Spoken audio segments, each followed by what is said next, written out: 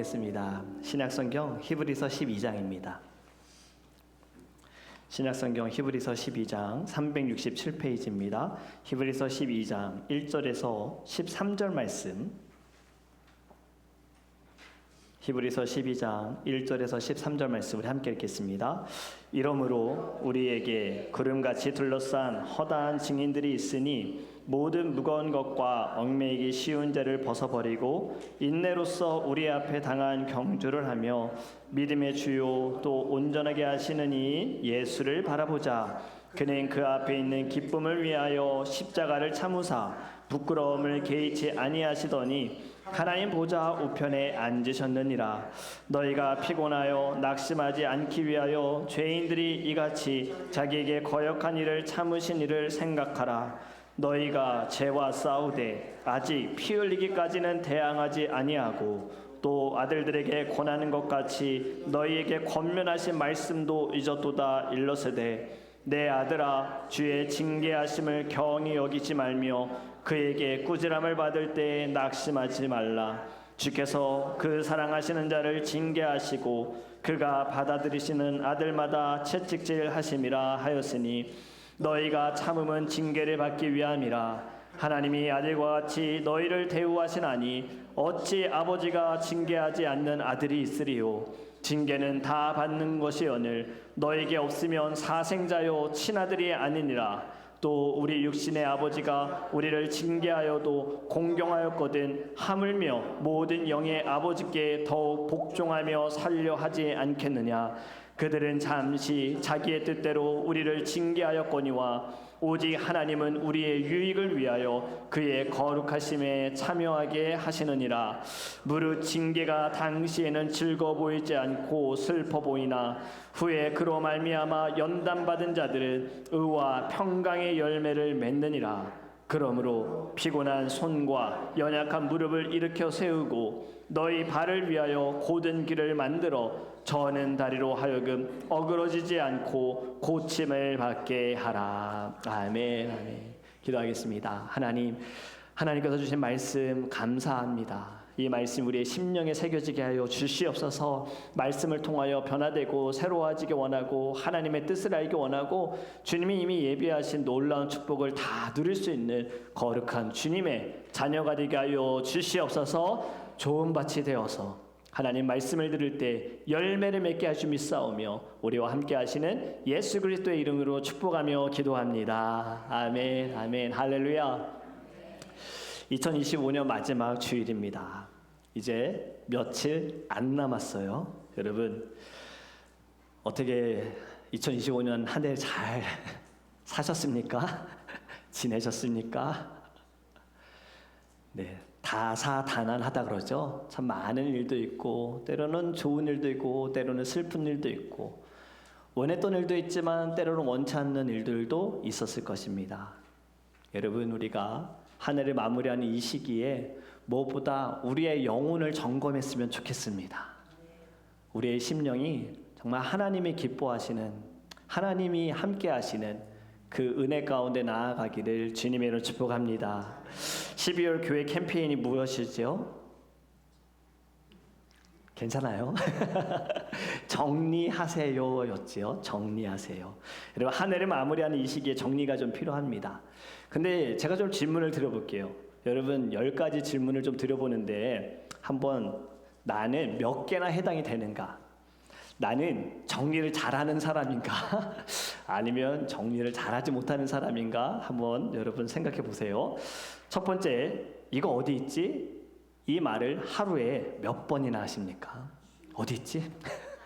이거 어디 있지? 여러분의 카톡이나 문자 알림에 1이라고 숫자 떠 있죠? 아직 읽지 않은 것. 그것이 여러분 며칠째 떠 있습니까? 이것을 빨리 사라져야겠다, 없애야겠다 생각이 아니라 여전히 계속 그 일이 남아있는 사람들. 또는 여러분 사진을 정리하다가 추억 여행을 떠나본 적 있지 않습니까? 이땐 이랬는데 정말 좋았는데. 영수증 여러분 모으십니까? 일단 지갑에 넣어두시는 분들. 나중에 정리하시는 분 계시나요? 혹시 이런 말 자주 하십니까? 그거 해야 되는데. 이거 빨리 처리해야 되는데. 책상 위에 여러분 테이블에 자주 쓰는 물건만 있습니까? 아니면 자주 보게 되는 물건만 있습니까? 무슨 말이냐면 쓰는 물건이 테이블에 있는지 아니면 쓰지도 않는데 그냥 계속해서 치우지 않고 관상용으로 두는 물건이 있는지. 여러분들 메일에 읽지 않은 999 플러스를 보시면서 답답해 하십니까? 아니면 괜찮아 라고 생각하십니까? 정리하시면서 이거 여기 왜 있지? 라고 여러분 말한 적은 없습니까? 할 일 목록을 적어두면서 다시는 적기만 하지 보지 않는 타입이십니까? 아니면 적은 대로 행하십니까? 정리하시다가 여러분 청소, 쇼핑 이런 게 나한테 필요해 라고 생각하면서 유튜브를 보다가 거기에 빠져본 적은 없으십니까? 자, 어떠세요? 여러분은 정리를 잘하는 편입니까? 아니면 여전히 정리가 필요한 사람입니까?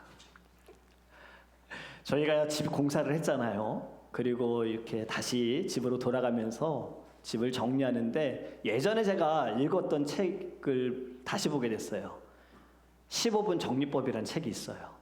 하루에 딱 15분만 정리해라 라는 내용인데 이 핵심은 인생이 너무 바쁜 사람일수록 하루에 15분만 정리하는 데 투자하라고 이야기합니다. 근데 책을 읽다 보면요, 정리가 깔끔해지기 위한 기술이 아니야. 저자는 이렇게 이야기하는 거예요. 정리는 공간의 문제가 아니라 에너지의 문제다. 정리를 하지 않아서 내 삶의 자리를 빼앗긴 것이 아니라 내 삶의 에너지를 빼앗긴다. 아멘이 나오죠? 어지럽고 더러워진 방에서 사람은 쉴 수가 없고요. 정리되지 않은 공간에서 사람은 결정하기가 어렵고 힘도 집중력도 소모된다고 합니다. 저는 이것을 여러분 이렇게 영적인 상태로 끌고 와봤으면 좋겠어요. 자, 우리의 삶에 우리가 2025년을 살아가면서 왜 쉽게 지치고 왜 자꾸 믿음이 무거워질까? 시간이 지나고 돌아보면 아무 일도 아닌데 그때는 왜 작은 일에 또는 작은 말에 내 마음이 흔들리고 무너졌을까? 여러분 혹시 정리되지 않은 상태로 한 해를 살아오진 않았습니까? 오늘 본문인 히브리서 12장, 여러분 12장의 말씀을 통해서 여러분 믿음의 경주라는 설교는 많이 들어보셨을 거예요. 여러분 경주를 위해서 중요한 것을 놓쳐서는 안 됩니다. 오늘 말씀을 통해 우리 새해를 앞두고 우리의 신앙과 믿음을 점검하면서 삶이 새로워지기를, 영혼이 새로워지기를 주님의 이름으로 축복합니다. 운동을 하는 사람들은 잘 아실 겁니다. 운동을 하기 전에 필요한 것이 있어요. 반드시 해야 하는 것이 있습니다. 무엇입니까? 준비 운동입니다. 준비 운동을 하지 않고 운동을 하다가는 근육이 뭉칠 수도 있고 다칠 수도 있어요. 그 다음에 또 해야 할 것이 있습니다. 주변을 정리해야 합니다. 우리가 혹시라도 피니스에서 운동하시는 분들, 운동을 하고 에티켓이 무엇입니까? 내가 한 운동은 반드시 정리를 해야 돼요. 근데 정리하지 않고 그대로 두었다가는 누군가가 걸려서 넘어질 수 있거든요. 일어서다가 운동기구에 부딪힐 수도 있거든요. 그렇기 때문에 정리를 잘해야 돼요. 달리기라는 사람들이 있어요. 저도 지금 하나의 새해 목표 정해놓은 것이 내년에는 뛰자. 뛰자. 이렇게 좀 목표를 정해봤는데 달리기를 하기 위해서도 정리가 필요합니다. 옷을 정리해야 되고 신발 끈도 정리해야 돼요. 옷을 가볍게 입어야 되고 신발에 무언가가 들어갔다면 반드시 빼내야 합니다. 정리하지 않고 뛰다가는요 오래 뛸 수가 없는 거예요. 여러분 오늘 본문 1절 우리의 인생을 경주로 비유하면서 말씀하고 있습니다. 그런데 빨리 뛰어라 라고 말씀하지 않으세요. 경주를 하기 전에 먼저 해야 할 거 바로 첫 번째 이것입니다. 달리기 전에 먼저 정리해야 되는 거예요. 우리 1절 말씀 같이 한번 읽어볼까요? 무엇을 정리해야 하는가? 같이 읽습니다. 이러므로 우리에게 구름같이 둘러싼 허다한 증인들이 있으니 모든 무거운 것과 얽매이기 쉬운 죄를 벗어버리고 인내로써 우리 앞에 당한 경주를 하며 아멘. 모든 무거운 것과 얽매이기 쉬운 죄 이것을 정리해야 돼요. 여러분 무거운 것이 무엇일까요? 여러분을 무겁게 만드는 것이 무엇입니까? 지난 한 해를 살아오면서 여러분 무거웠던 것이 무엇입니까? 걱정, 근심, 생각지도 않았던 일들, 건강, 아픔, 이런 여러 가지들. 그런데 여러분 또 다르게 보면 무거운 것은요, 볼 때에는 너무 좋아 보일 수 있는데 나를 앞으로 가지 못하게 하는 것들도 있어요. 그냥 좋으니까 무거운 것과는 상관이 없어요. 그런데 그 무거운 짐이 나를 앞으로 가지 못하게 하는 것들이 있다는 거예요. 성경에서 말하는 무거운 짐이 무엇이냐면요, 하나님이 매라고 하지 않았는데 스스로 매는 것이 바로 무거운 짐이라고 말씀합니다. 분명 주님은 우리에게 무엇이라 말씀하셨습니까? 수고하고 무거운 짐진 자들아, 누구에게 오라? 다 내게로 오라. 내가 너희를 쉬게 하리라. 이것이 주님의 뜻입니다. 우리 모두는 다 무거운 짐을 지고 있는데 이 무거운 짐은 하나님이 우리에게 지게 하신 것이 아니라 하지 말아라 하는 것을 우리가 질 때에 그것이 무거운 짐이 된다라는 거예요. 여러분, 아브라함의 조카 롯을 아시지요? 그는 나쁜 사람이 아니었습니다. 조카 롯도 아브라함을 따라서 고향 땅을 떠났습니다. 자신이 살았던 모든 삶을 내려놓고 친구들, 가족들도 내려놓고 단 하나, 하나님께서 아브라함에게 말씀하신 그 약속 따라서 조카 롯도 함께 따라왔다는 거예요. 그런데 여러분, 롯의 삶을 보면 아브라함 곁에 있는 것만으로도 얼마나 많은 축복을 받았습니까? 믿음의 사람 곁에 있는 것만으로도요, 롯도 아브라함이 받는 축복 다 받았습니다. 그 축복의 물질의 축복, 너무나도 동물이 많아지고 종들이 많아지면서 결국에는 싸움이 일어났지요. 여러분, 이 싸움으로 인하여서 이제 갈라집니다. 두 사람이 헤어질 시기가 된 거예요. 정착할 곳을 두고서 아브라함이 롯에게 먼저 이야기합니다. 너가 먼저 정해라. 너가 선택한 다음에 그 다음에 나는 반대의 길로 가겠다. 그런데 여러분, 롯은 어디를 선택합니까? 좋아 보이는 것을 선택합니다. 소돔이라는 곳, 눈에 볼 때에는 비옥해 보였고 대도시 같았고 화려했고 편해 보였고 잘 살 수 있을 것 같아서 롯은 저는 소돔으로 가겠습니다 라고 결정한 거예요. 아브라함은 그 반대인 광야로 가게 되지요. 하지만 결국에는 어떻게 됩니까? 아브라함을 통해서 롯은 그 죄악의 도시에서 심판을 받는 가운데 구원은 받지만 그의 삶은 불타버렸고 사랑하는 아내는 소금 기둥이 되었어요. 소돔을 선택한 것은 롯의 무거운 선택이었습니다. 믿음의 사람, 기도하는 사람, 아브라함을 떠나는 순간부터 롯은 무거운 짐을 지고 살았다는 거예요. 여러분, 예수님께서도 무거운 짐에 대해서 말씀하셨거든요. 예수님이 말씀하신 짐이라는 것은, 무거운 짐은 무엇이냐면 율법에 매여 살고 있다는 것을 이야기합니다. 율법이라는 것 자체가 나쁜 것은 아닙니다. 율법은 우리의 죄를 깨닫게 하는 것이고, 그리고 하나님께 더 가까이 갈 수 있도록 하나님이 우리에게 주신 거예요. 율법이 있기 전에도 죄가 있었으나 사람들은 죄인지를 몰랐고 율법을 통하여서 죄를 알았기 때문에 회개하고 돌아설 수가 있게 되었습니다. 이 세상에도 법이 있지요. 만약에 이 세상에 법이 없다면 어떻게 될까요? 각자가 생각하는 것들이 맞다, 내 기준이 맞다 하면서 무질서하게 되어지고 혼돈의 시대가 다가오게 될 거예요. 예수님께서도 율법 자체가 나쁘다고 말씀하지 않으셨습니다. 그런데 예수님이 지적하신 무거운 짐은 무엇이냐면 바로 이 율법을 악용하는 거예요. 율법에 매여 있는 거예요. 그래서 율법주의자였던 서기관과 바리새인에게 예수님은 이렇게 말씀하셨습니다. 마태복음 23장 4절에 또 무거운 짐을 묶어 사람의 어깨에 지우되 자기는 이것을 한 손가락으로도 움직이려 하지 아니하며. 아멘.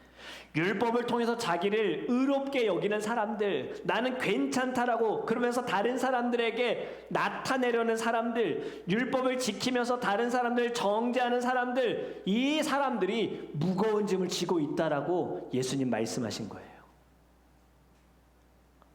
여러분, 이것을 지금의 삶으로 끌고 오면 더 열심히 해 하나님이 기뻐하실 거야. 넘어지는 순간 나의 자격은 박탈당해라는 생각들, 마치 신앙을 성과제로 여기는 것, 예배하고 봉사하는 것을 뭔가 보상으로 여기는 것, 다 무거운 짐이 됩니다. 여러분, 믿음은 성과가 아니에요. 믿음은 관계입니다. 예수님께서 이 땅에 오신 것도 하나님과의 끊어진 관계를 다시 연결시키기 위하여 주님이 이 땅에 오신 거예요.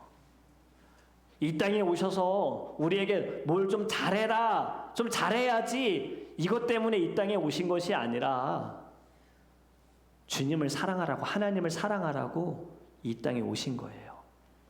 그런데 자꾸 뭘 잘해야 된다라고에 빠져있는 사람들은 스스로 무거운 짐을 집니다. 여러분, 교회 안에서도 무언가 열심히 하는데, 기도도 열심히 하는 것 같은데 얼굴에는 근심 있는 사람들이 있어요. 기쁨은 사라지고 무언가에 쫓기는 삶을 살아갑니다. 자신의 경험으로 살아가려고 노력하다가 스스로 쓰러지는 사람들도 있어요.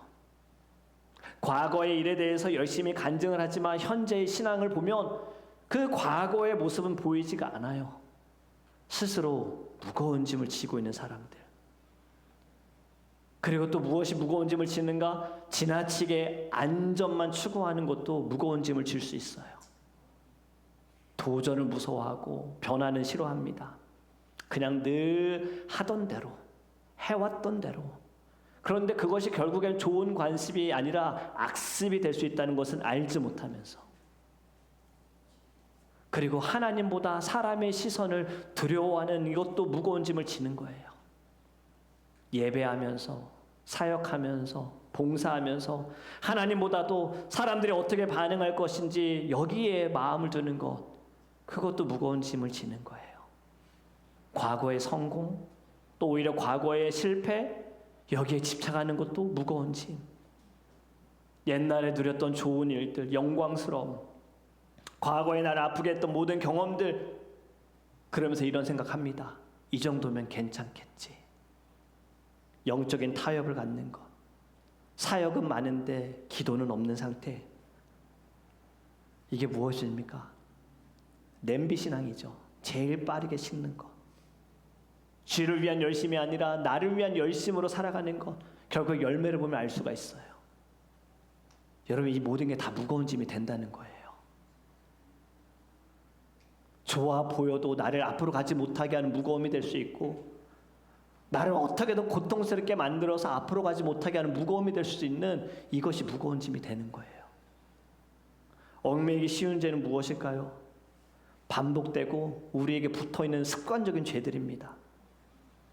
내가 생각할 때 이 정도면 괜찮아, 이 정도 죄는 괜찮아, 가볍게 여기는 것들, 결국엔 이 죄들이, 가벼운 죄들이 우리의 발목을 붙잡는 거예요. 넘어졌는데 다시 붙잡고, 회개했는데 또다시 돌아오고, 끊었다고 생각했는데 여전히 내 주변을 돌고 있는 죄들. 여러분, 사사시대의 삼손, 힘이 없어서 무너진 것이 아닙니다. 항상 같은 죄에 걸려서 무너진 거예요. 삼손의 죄가 무엇입니까? 하지 말아야 할 것을 행한 죄, 정해진, 하나님께서 정해진 경계선을 무너뜨린 습관적인 죄, 여자 문제, 그리고 이건 괜찮겠지라는 착각들. 결국에는 여성에게 속아서 힘을 빼앗겨버리고, 눈을 잃고 자유를 잃어버리고, 마지막에 정신을 차립니다. 삼손을 묶어놓은 것은 블레셋의 줄이 아닙니다. 그가 스스로 반복해서 짓는 죄였던 거예요. 여러분, 1절 본문에 보면요, 버려라 라고 말씀하지 않고 벗어버려라 라고 말씀하세요. 이 말이 무슨 말이냐면 내 몸에 붙어 있다는 거예요. 내 몸에 붙어 있는 것, 무거운 짐을 벗어버리고 나를 얽매고 있는 모든 죄를 벗어버려라. 이 모든 것을 벗을 때 믿음의 경주를 달릴 수가 있다라는 거죠. 우리 이런 생각 많이 합니다. 믿음이 강하고 믿음이 약하고 도대체 믿음이 무엇인가, 믿음이 있는가, 그런데 여러분, 믿음의 시작은 무엇이냐면 정리입니다. 진정한 믿음을 갖기 위해서는 우리의 안에 있는 무거운 짐과 얽매이기 쉬운 모든 죄들을 정리해야 할 줄 믿습니다. 여러분, 정리는 결국엔 방향을 정하는 거예요. 빠르게 달려가는 것이 아니라 하나님께로 가기 위한 진정한 믿음이 저와 여러분에게 있기를 주님으로 축복합니다. 두 번째로 여러분, 이것을 꼭 정리하셔야 됩니다. 시선을 정리하셔야 돼요. 2절의 말씀 우리 같이 읽습니다. 믿음의 주요 또 온전하게 하시는 이인 예수를 바라보자. 그는 그 앞에 있는 기쁨을 위하여 십자가를 참으사 부끄러움을 개의치 아니하시더니 하나님 보좌 우편에 앉으셨느니라. 아멘. 우리는 정리라고 말하면 상황 정리, 주변 정리를 말하지만 하나님께서 우리에게 원하시는 진짜 정리는 시선 정리입니다. 여러분, 사람은요 늘 보고 있는 쪽으로 걸어갑니다. 사람은 발보다 눈이 먼저 움직이고요, 눈이 보이는 것에 마음이 움직이는 거예요. 그렇기 때문에 어릴 때 우리가 불렀던 찬양, 네 눈이 보는 것을 조심해, 네 눈이 보는 것을 조심해, 위에 계신 주께서 사랑스레 보시네, 네 눈이 보는 것을 조심해. 보는 거 조심하셔야 돼요. 아무거나 봐서는 안 되는 거예요. 여러분, 좀 전에 제가 아브라함의 조카 롯에 대해 말씀을 드렸죠. 롯은 눈에 보이는 쪽을 택했지만 아브라함은요 눈을 들지 않았습니다. 하나님은 그에게 눈을 들라고 말씀하실 때까지 그는 보지 않았습니다. 하나님이 허락하신 시선과 내가 먼저 들어버린 시선은요 완전히 다릅니다. 롯은 빠른 선택을 했지만 아브라함은 느린 약속을 붙든 거예요. 급하게 보는 사람은요 가까운 것만 봅니다. 하지만 기다리는 사람들은요 멀리까지 보게 되고 또 남이 보지 못하는 것을 보게 될 줄 믿습니다. 더 이상 여러분, 좋아 보이는 것에 집중하지 마세요. 사단은 광명한 천사의 모습으로도 나타난다라고 성경에서 말씀하고 있잖아요. 양의 탈을 쓴 늑대와 같은 거예요. 그러니 여러분, 보기 좋은 것에 속어서는 안 되는 거예요. 더 이상 우리는 보이는 것을 붙드는 자가 아니라 보이지 않는 하나님을 붙들고 그분의 약속을 붙드는 저와 여러분이 되기를 주님으로 축복합니다. 여러분, 민수기 12장에서부터 보면 하나님께서 정탐꾼을 가나안 땅에 보내셨지요. 12명의 정탐꾼을 보냈습니다. 똑같은 땅에 가서 똑같은 열매를 보았고 똑같은 사람들을 보았지만 돌아와서 그들의 보고는 두 개로 갈라지지 않았습니까? 10명의 정탐꾼은 본대로 이야기합니다. 갈 수 없다. 그들은 거인과 같다. 우리는 이길 수 없다. 그 땅에 들어갈 수가 없다. 돌아가자. 하지만 2명의 정탐꾼 여호수아와 갈렙은 무엇이라 말합니까?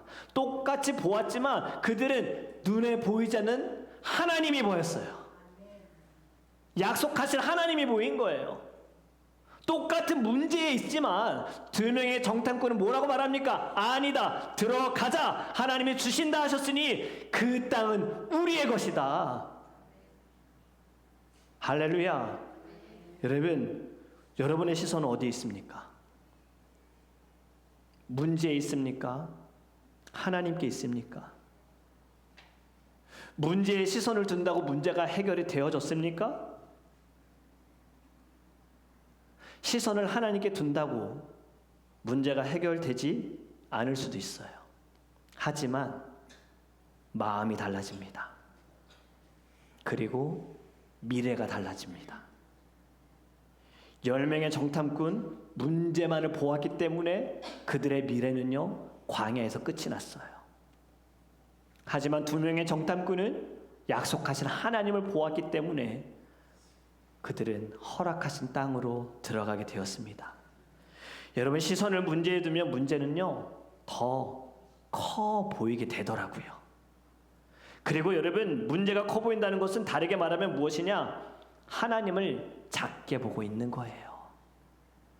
이제 우리 시선을 정리했으면 좋겠습니다.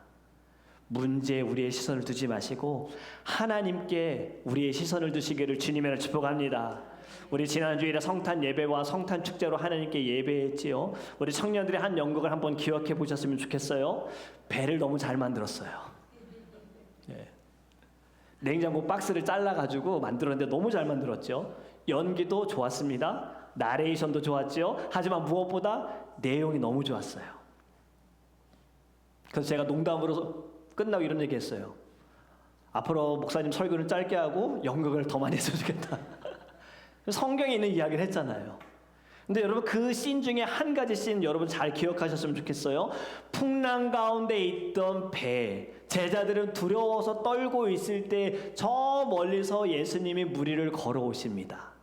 그때 베드로가 용기를 내어서 주님 저도 무리를 걷고 싶습니다 라고 이야기할 때 걸어오라. 그리고 그는 배 밖으로 나갑니다. 무리를 걸어가는데 갑자기 무섭게 몰아치는 바람, 풍랑에 그의 시선을 빼앗깁니다. 예수님을 보았을 때는 무리를 걷다가도 풍랑을 만날 때 갑자기 그의 시선이 예수님에게서 떨어지는 순간에 그는 물속에 빠지게 되었지요. 여러분 이것은 하나의 기적을 말씀하시는 것이 아니라 우리의 영혼의 상태를 말씀하시는 거예요. 앞에서 제가 한 해를 살아가면서 왜 어렵은가, 왜 힘든가 여러분의 시선이 어디 있는지 보시면 아세요. 문제에 있으면 결국에는 빠지는 겁니다. 어려움 속으로 빠지는 겁니다. 문제에 깊이 빠지는 겁니다. 하지만 예수를 보게 되어질 때는요, 무리를 걷게 될 줄 믿습니다.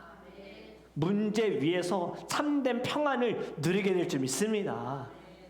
여러분 이제는 시선을 고정하셔야 돼요. 우리 오늘 장로님 기도하실 때도 마지막에 이렇게 얘기하셨고 2절의 말씀이죠. 믿음의 주요 또 온전케 하시는 누구를 바라보자? 예수를 바라보자. 할렐루야. 우리가 바라볼 분은 예수밖에 없습니다. 왜냐하면 예수님이 믿음의 시작이시고 예수님이 믿음의 완성인 줄 믿습니다. 여러분 우리가 지금까지 지내온 거 믿음을 붙잡아서가 아닙니다. 착각하지 마세요. 예수님이 여러분을 붙잡아 주셨기 때문에 지금까지 지내온 줄 믿습니다. 이것이 진정한 믿음인 거예요. 이제 시선을 정리하세요. 시선이 정리되면 마음이 덜 흔들립니다. 주님께로 고정이 되어 있을 때는요, 문제 해결 하나도 안 돼도요, 선하신 하나님의 은혜가, 사랑이 우리 안에 참된 평안으로 다가오게 될 줄 믿습니다. 여러분 속도 느려도 괜찮아요. 천천히 가도 괜찮아요. 중요한 건 방향이에요. 어디로 가느냐. 주님께 시선을 맞춰 주님께로 나아가는 저와 여러분이 되기를 주님의 이름으로 축복합니다. 여러분 세 번째 마지막은 이것을 꼭 아셨으면 좋겠어요. 같이 읽습니다.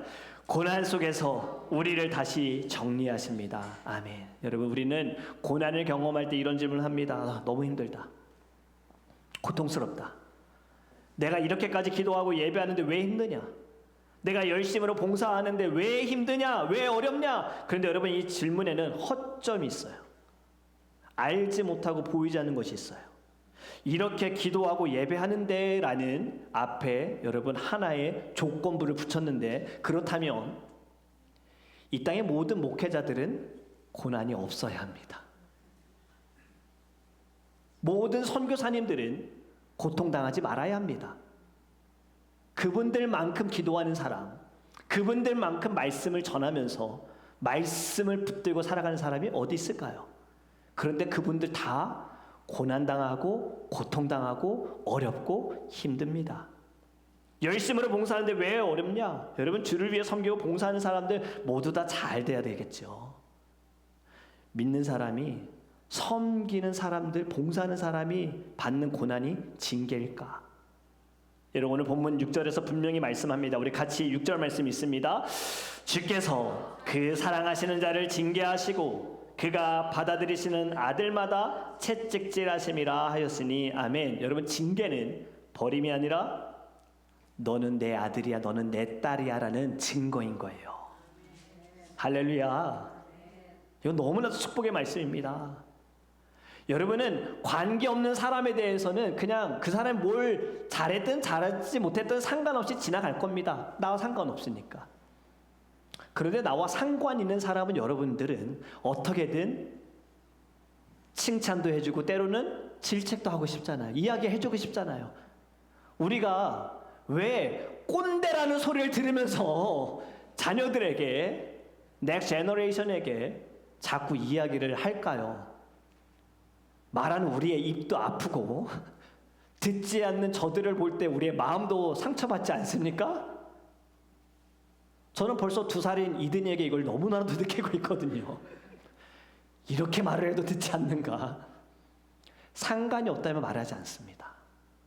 하지만 사랑하니까, 아끼니까, 바른 길로 갔으면 좋겠으니까 그래서 이야기하는 거예요. 바로 우리가 받는 모든 고난은 결국에는요, 주님이 너는 내 사람이야 라고 하나님이 서명하신 거예요.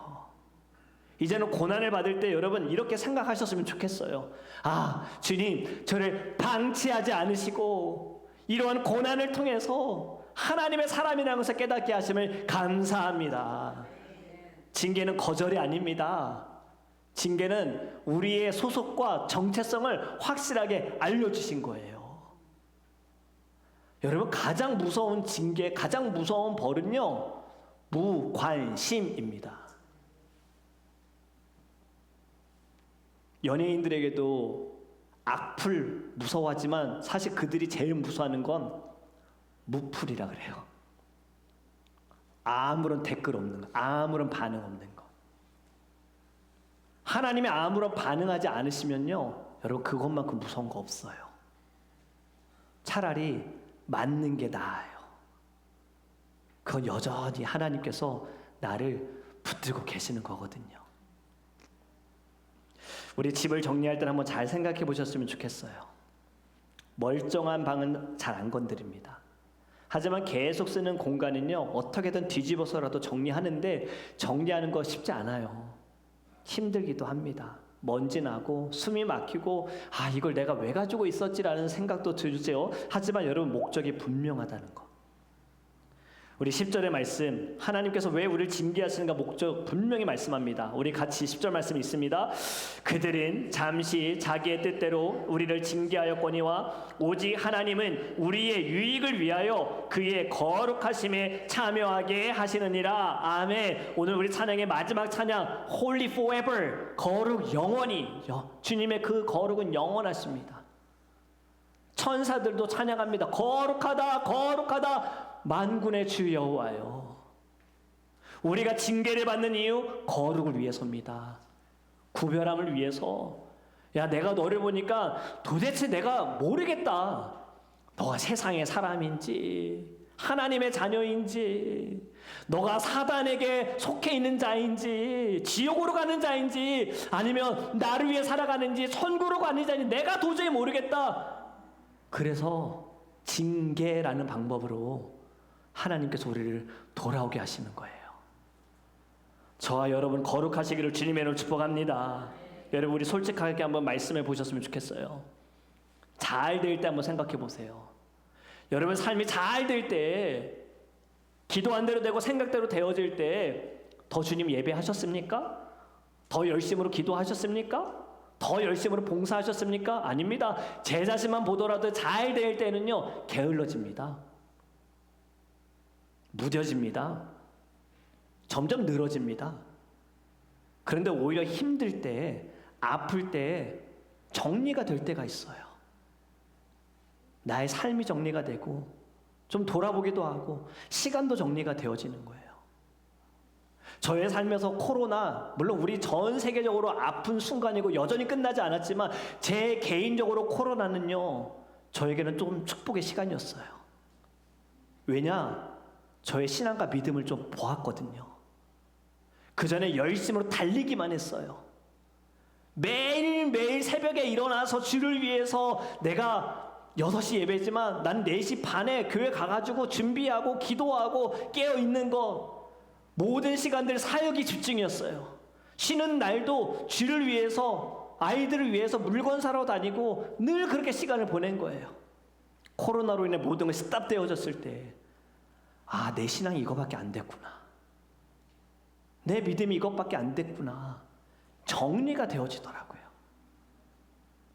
여러분, 고난은 하나님께서 우리 스스로 정리를 못하니 하나님이 정리케 하시는 시간인 줄 믿습니다. 고난을 통해 우리는 분명히 알게 될 겁니다. 버려야 할 것들과 붙들어야 할 것들 선명하게 하나님이 보여주실 줄 믿습니다. 그런데 한 가지 꼭 아세요. 고난은, 여러분, 우리는 당할 때 꼭 이렇게 물어봅니다. 주님, 이게 언제 끝납니까? 도대체 이 고통은 언제 끝납니까? 그런데 우리가 정말 해야 할 질문이 있어요. 이제는 이렇게 질문하셔야 돼요. 주님, 이 고난을 통해 제가 정리해야 할 것이 무엇입니까? 제가 버려야 할 것은 무엇이고 제가 정말 붙들어야 할 것이 무엇입니까? 저의 방향이 주님께로 나아가게 해주세요. 이러한 기도가 있기를 간절히 원합니다. 여러분, 고난의 인생이 망가지는 시간이 아니라 인생이 정돈되는 시간입니다. 아플 수 있어요.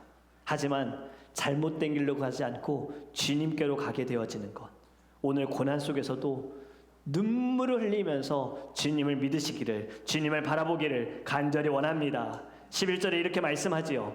우리 같이 읽습니다. 무릇 징계가 당시에는 즐거워 보이지 않고 슬퍼 보이나 후에 그로 말미암아 연단받은 자들은 의와 평강의 열매를 맺느니라. 아멘. 여러분, 정리의 결과는 완벽함이 아니라 평강입니다. 이전에 누리지 못했던 평강을 누리게 될 줄 믿습니다. 하나님께 시선을 맞추고 정리하게 되어질 때는요, 이전보다는 덜 불안하고 덜 조급하고 덜 비교하게 될 거예요. 말씀을 맺습니다. 하나님은 우리의 인생을 정리하십니다. 다시 리셋하지 않으세요. 삭제하지 않으시고 포기하지 않으시고 정리하시는 거예요. 여러분, 은혜로 덜어내시고 사랑으로 다듬으시고 다시 달려가시기를 간절히 원합니다. 오늘 하나님 우리에게 주시는 말씀은 딱 이거 하나입니다. 조금만 가볍게 하자. 조금만 가벼워지자. 자꾸 뭘 잘하려고 노력하지 않아도 돼. 그냥 너에게 있는 그 짐 내가 대신 질 테니 이제는 벗어버려. 주님의 이 음성이 들리시기를 간절히 원합니다. 여러분, 정리하세요. 지금 하나님이 저와 여러분의 인생에 손을 대고 계십니다. 올해가 끝나기 전에 이제 며칠 안 남았습니다. 여러분, 정리하세요. 정리하셔야 새해에 가볍게 시작할 수 있어요. 올해가 끝나기 전에 여러분, 무서운 죄, 무거운 짐 다 정리하세요. 그리고 은혜로 말미암아 새해를 시작하시기를 주님의 이름으로 축복합니다. 이제 우리 함께 찬양하기 원합니다.